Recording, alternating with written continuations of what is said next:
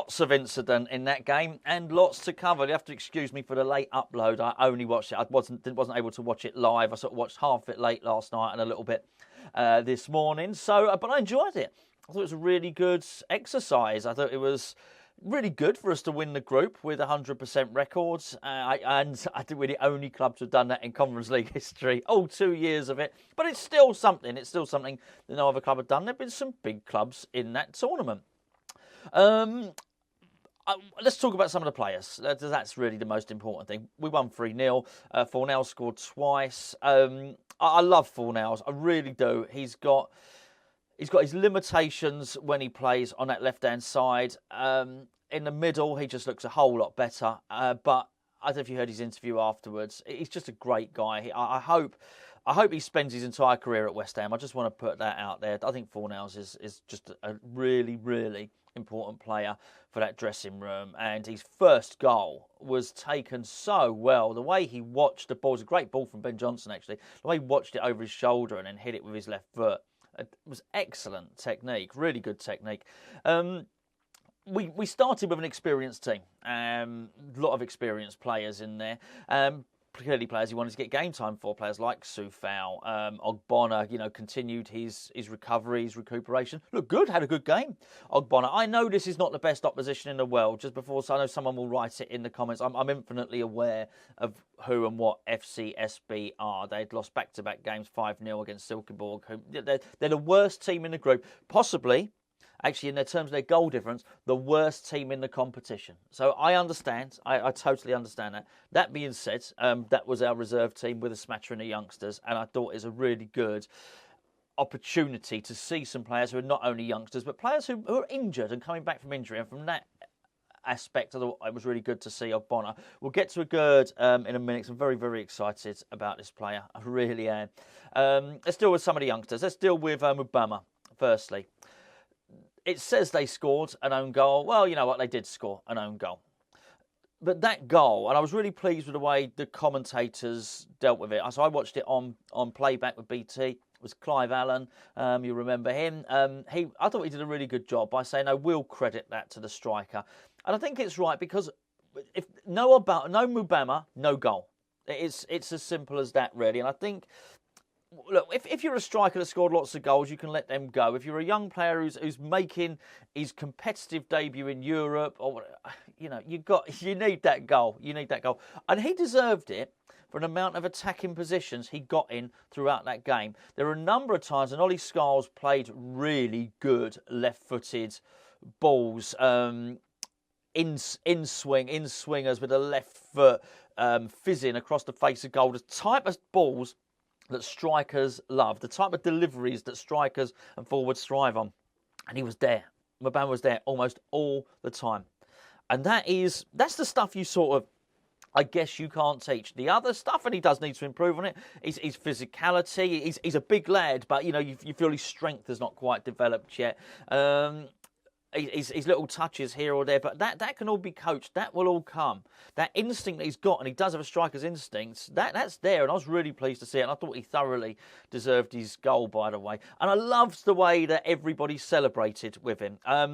When he ran off, and he ran up, and he did that in front of the crowd, I thought was nice. But what was really nice was, I think we had basically had 1 million academy graduates on the bench, and they all come piling over, clearly all his mates, who were thrilled for him. I loved that. I loved that celebration. It was just, wasn't one of, it wasn't like an Antonio celebration, or like when they did when Declan Rice and Jesse Lingard did all the band thing. It wasn't a contrived celebration. It was just pure unbridled joy, and his mates jumping on top of him, and everyone was pleased for him, and that, well, it tells you a lot about someone, doesn't it? Really, clearly, someone's got a lot of mates. They're clearly good guys, right? So I thought I was really, really pleased about that for sure. Scarles was really good. Didn't know. I'm not going to claim to know anything about him. I know he's been close. He's been in squad before and been on bench, and he's been close to inclusion on a couple of occasions. Well, he's good. I mean, he just looks really good. Only 16. He's 17 in December, quite possibly, but looked good. The delivery was excellent. Decent enough link-up play as well. Not tested defensively. Didn't really get to see what his defensive qualities were like. but just a delivery in themselves, very, very good. He knows where to put that ball. He knows where to deliver that ball. He'll gain an awful lot of confidence from that. And, fair play to him. Really, really pleased to see it. And you know what? With some of these youngsters, you just look at him and think, oh, I can't wait to see him again. Really looking forward to seeing him again. A couple of the other players I want to touch on. I also want to talk about Harrison Ashby just quickly, because I'm really gutted about this, I've got to say. Before I do, can I please just point you in the direction of our Patreon page, say Patreon page, it's basically our Patreon channel. If you'd like to get extra videos, discount from our club's, our shop, our Hammers Chat store, which is an excellent shop, by the way. There's loads and loads of things in there, and get lots of additional content, lots of additional West Ham videos, but most importantly, basically help support Hammers Chat, which you can do for a small monthly subscription. We'd very much appreciate it. Please go and check it out. It's patreon.com/Hammers Chat. As I say, lots and lots of different reasons to do it, but it does massively help us out, and we will be covering the World Cup. Don't think that Patreon's going to stop just because the World Cup is coming on. Far from it. Okay, Harrison Ashby. I've never seen him play badly. I'm gutted. He came on in the, I don't know, 55th minute, something like that. Oh, he's really good. I mean, he's a really, really good player. He's quality. 3 crosses, top quality. Lovely ball played in behind the defence from Mubama. I'm gutted because he's leaving. I had been told, but I'd sort of forgotten. My old man reminded me today. His agent is Eddie Howe's agent. He's going, isn't he? I'm just gutted. There's no way for us to get him to stay. Look, if I'm proved wrong on this, here I am. I'm saying it on record now.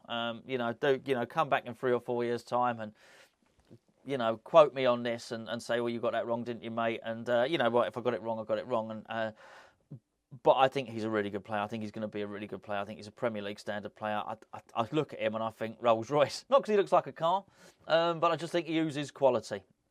And I think it's a real error. Someone at the club has made a mistake by letting him go.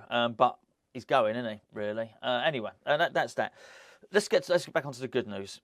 Flynn Downs was sensational, and David Moyes will probably find it almost vindication to play him further forward.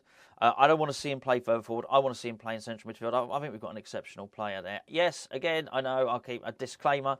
Asterisk there. It was FCSB. It was the worst team in the tournament, but I've seen enough of Flynn Downs now to know what his qualities are. His retention of the ball, his reading of the game, his passing, and particularly his tackling and interceptions. I want to see this guy featuring in West Ham's midfield sooner rather than later. And I don't mean this sort of little hybrid attacking midfield position. Did you hear that? That was like, can you hear that plane? It was like a Spitfire. Or something. Sorry, I digress. I thought next door's lawnmower's getting a little bit loud, but why would you be mowing your lawn at this time of year? It's been bucketing it down.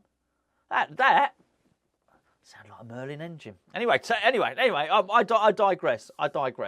Where was I?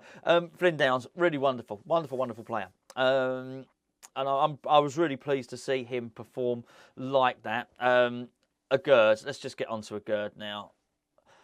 I want to see him play now. I want to, and we shouldn't. And you know what? I've just pre-recorded the Crystal Palace preview with Gio, and I've resisted the temptation to put him into my starting lineup. But I wouldn't mind seeing him.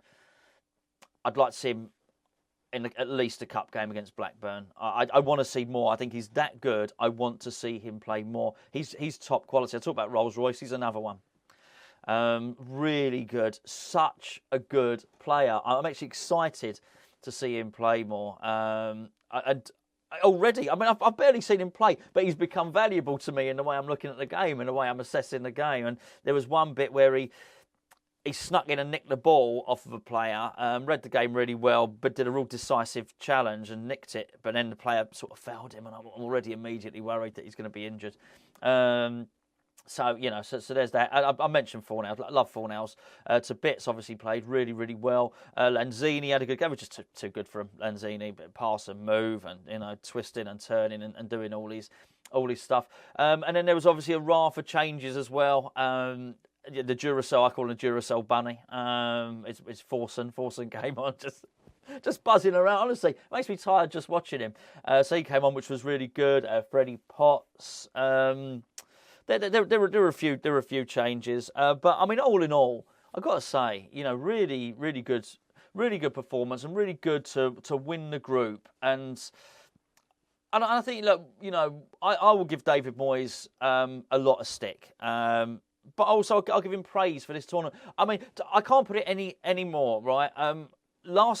After the last game, when we qualified from the group against Silkeborg, I literally had a message on this channel with somebody saying, what is it with this channel? Why will you never say anything bad about David Moyes? Okay, fine.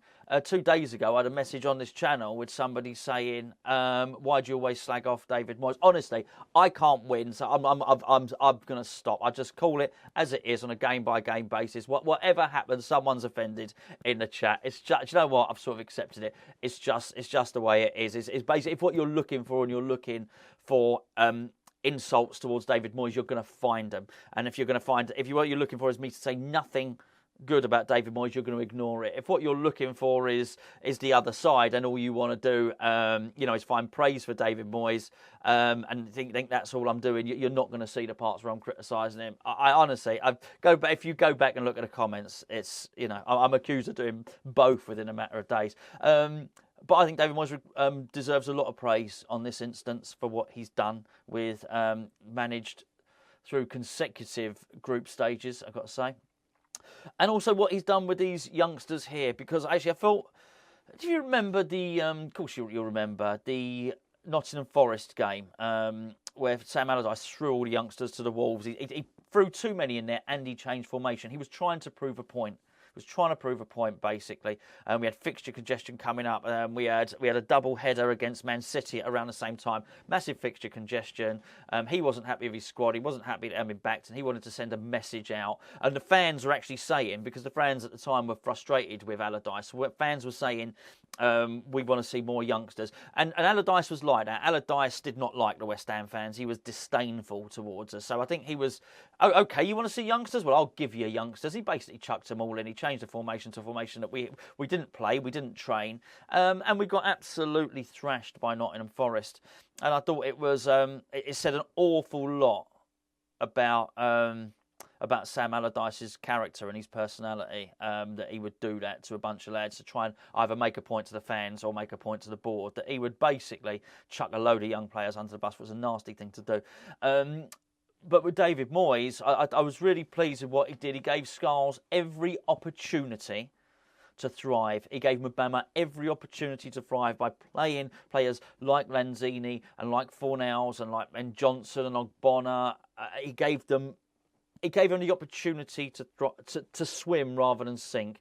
And by the time the game was comfortable, then he decided, right, okay, I'm going to bring on Ashby now. I'm going to do a couple of other things as well, bring some other players on. I thought he did it right. And you know what? He's given them a chance to prove themselves. Would I like to see more young player inclusion from David Moyes? Oh, you're damn right I would. I think, there's sometimes, as Gio often points out, when we have one less player on the bench, put a youngster on there, when he doesn't fill up the bench. I think he can do that, and I think he can do better. But I thought that was really good. And to qualify from there, I thought last night, I've got to say, was a feel-good night for West Ham, the club, and everybody in that club, from just all the players, all their parents, all the academy coaching staff, everyone at the media team, everyone that works at West Ham, and all the fans that went out there. Basically, it was just one of those win-win situations. Everybody starts the day feeling good about it, and I think it gives the club a real uplift and a real bounce. And that's something I've been quite critical of David Moyes for in the past. Not sure he always does that. So I was really pleased to see it. So well done him. Delighted for Scarles. Delighted for Mubama. They're going to be top of the world, as I understand it. Scarles' parents might have gone out and flown out for the game, which was really, really, really good. But I loved the way that Fornals spoke about it. If you haven't heard Fornals' interview on BT Sport, you're probably going to see it on. It's probably I think there is a BT YouTube channel. If you can find Fornals' interview afterwards, I thought it was really good. It was like the senior professional. It was like the mother hen, basically, taking care of everybody. I thought it was really nice. Really enjoyed it. Anyway, I'm sure you've all watched it. I was going to say, let me know what you think. You probably already have. You've probably done it on numerous videos so far. But do you know what? All in all, really enjoyable.